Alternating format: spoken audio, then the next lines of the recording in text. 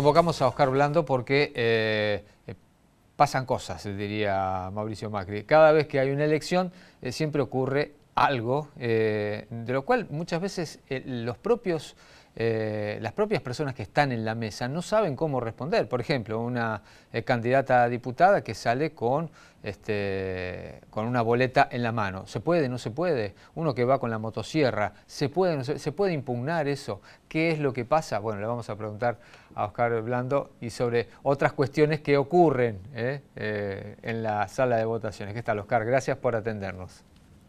¿Qué tal? Buenas tardes, ¿cómo están? Bueno, ¿qué pasa con eso? ¿Cuándo se puede impugnar o no? Digo, podemos decir, una persona que va con una motosierra que se sabe que correspondía eso a la campaña de Javier Milei, pero ¿se le puede reprochar a esa persona que va a votar a Javier Milei que es un voto cantado?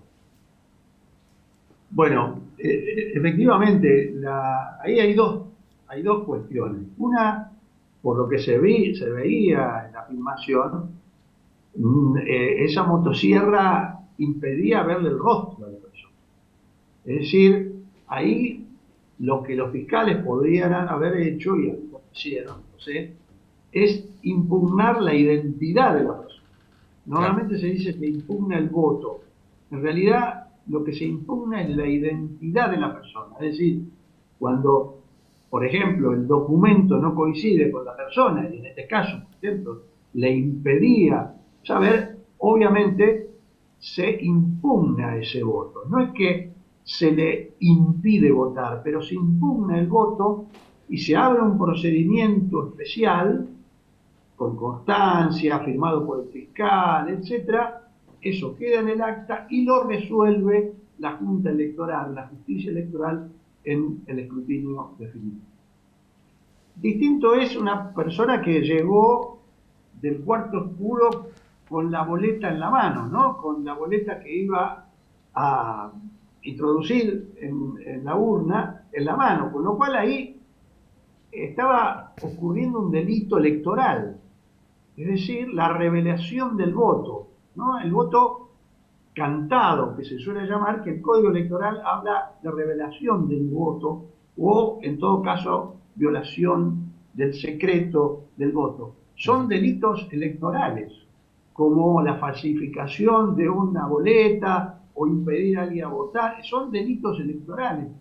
Yo no sé si se han hecho las denuncias pertinentes, pero claramente se cometen delitos electorales. Eh, No son bromas estas. Oscar, cuando, por ejemplo, porque esta mujer después decía, Lemoine, que es la candidata a diputada por el espacio de Javier Milei, ella decía que habían vandalizado las boletas. Ella tendría que haber salido y decir, hay una incorrección o ocurre algo con las boletas, pero ni siquiera decir de quién, ¿no? Porque es como cuando falta. Una vez me tocó que faltaban boletas, yo salí y dije, faltan boletas. Ingresaron las autoridades de mesa, verificaron y después pude votar. Pero ni siquiera podemos decir la boleta de quién falta, ¿no? Así es, sería un error decir la boleta de quién, pero avisando de que faltan o que no son las oficializadas, cualquier irregularidad ante la autoridad de mesa, y tratan de solucionar allí, sobre todo, el tema de la incorporación de nuevas boletas. O sea que no conocía el procedimiento, cómo era, en principio. Obviamente que no lo conocía, y era candidata electa y ahora está. Claro. ¿Qué otras irregularidades se suelen observar, Oscar, y que son que es dable marcarlas? Porque muchas veces después vamos a votar y no sabemos cómo reaccionar nosotros como votantes y tampoco las autoridades de mesa. Bueno, efectivamente, hay todo un procedimiento legal que está arreglado, ¿no? Los votos son válidos, y tanto es válido un voto afirmativo como el voto en blanco, son votos válidos. Y el voto inválido, digamos, es el voto nulo, porque uno anula, por ejemplo, deliberadamente su voto. Así que, pero además está la posibilidad de la impugnación de la identidad, como estamos señalando, y también la posibilidad de recurrir un voto. Normalmente los fiscales son los que recurren un voto, es decir, discuten la validez o no de un voto. Por ejemplo, Si un voto se discute, bueno, está cortado por la mitad, se ve o no el nombre del partido, el nombre del candidato, hasta dónde está la rotura o no. Bueno, allí un voto puede ser recurrido y reitero, eso se deja constancia, ese voto se deja aparte y la justicia electoral en el escrutinio definitivo es la que lo resuelve. Después están las denuncias. Ese es otro tema que me parece que es importante decirlo en este preciso momento del proceso electoral. ¿Por qué? Hay dos tipos de denuncias. Una en la jornada electoral, es decir, ayer. Ustedes habrán visto que apareció un sitio de un partido, que era la Libertad Avanza, que había habilitado un sitio para las denuncias, en un sitio privado. Bueno, esto no tiene ninguna validez legal. Las denuncias, tuvo que salir la Cámara Nacional Electoral a explicar que las denuncias en la jornada electoral se debían hacer, cualquier tipo de denuncia, ante las autoridades del local, de mesa, ante los juzgados o fiscalías electorales en forma presencial y no anónima, o de manera virtual en el procedimiento y en un link que había para la jornada electoral. Pero ahora, en estas 48 horas que estamos transcurriendo desde la finalización del comicio y al inicio del recuento definitivo que le hace la justicia electoral, en estas 48 horas hasta mañana, inclusive, los partidos políticos tienen para hacer todo tipo de protestas sobre el acto electoral.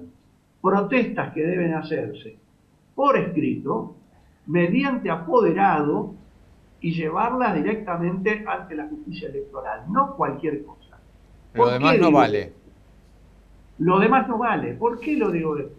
Porque si no se hacen dentro de las 48 horas y no se hacen con este procedimiento que está reglado y con anterioridad a las elecciones, obviamente, no tienen validez alguna. Cuando se denuncia 10 días después, un año después, de que me robaron boletas, de que no tenía 3 o 4 puntos y me los robaron, todo eso no sirve para nada. Si hay cuestiones, por ejemplo, hoy en la Argentina, que discutir, en estos momentos hay 48 horas para discutirlas. Luego, como dicen algunos abogados, tarde piaste, porque ya no hay plazo legal para poder hacerlo. Los plazos, ¿cómo corren los abogados con los plazos? Bueno, Oscar, una apreciación y una última pregunta. Leíamos en los títulos nosotros, decíamos 9 millones de personas que, algunos quizás con justificación y otros dicen, yo no voy a votar. El voto es obligatorio, sigue siendo obligatorio en la Argentina. Y hay gente que dice, yo no voy, ¿para qué voy a ir? El voto es una obligación. Lástima que no pasa nada, ese es el tema, ¿no? Sí, la verdad que siendo obligatorio es una obligación cívica, legal, incluso, aunque es una disquisición técnica, pero digamos, hasta los jóvenes y los mayores de 70 años, para todos, inclusive para ellos, el voto es obligatorio, nada más que no tienen sanción si no van a votar. Claro. Ahora, los que no van a votar y no hacen justificación dentro de los 60 días, entran en lo que se llama el registro de infractores. Allí pueden tener una sanción, que realmente cuando es una sanción pecuniaria no tiene demasiado sentido, pero sí puede haber una sanción de tipo administrativo, de tipo de impedir realizar algunos actos, como por ejemplo el tema de los DNI o de los pasaportes, etcétera. Lo cual eso sí podría traer un problema. Entonces, lo que hay que decir es que quien no pudiera ir a votar tienen 60 días para justificarlo, quien está a más de 500 kilómetros, quien tuvo una enfermedad, certificado, denuncia entre la policía, etcétera. Pero hay que hacer eso, si no puede haber problemas, ¿no? Y ahora sí la última.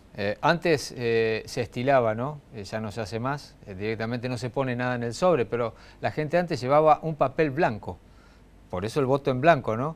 Y lo ponía en el sobre. ¿A quién beneficia y a quién perjudica el voto en blanco? Digo porque muchos ahora dicen, a mí no me gusta ninguno, yo votaba a otro, no me gusta ninguno de los que quedaron y voy a votar en blanco. ¿A quién beneficia? Para el caso de las candidaturas de presidente y vice de la nación, que fue lo que votamos ayer, era fundamental entender el tema del voto en blanco. ¿Por qué? Porque el voto en blanco no jugaba, no se repartía en el universo del porcentaje que se necesitaba para pasar o no, por ejemplo, a ganar en primera vuelta. ¿Qué quiero decir esto? La Constitución, no la ley, establece que para ser aprobados, ganar en primera vuelta, el voto tiene que ser, además de válido, afirmativo, es decir, positivo. Te voy a dar un ejemplo. Si yo hay 1000 votos, de los cuales 200 son voto en blanco, la repartija, la división que se hace, el porcentaje, se hace sobre 800, no sobre 1000.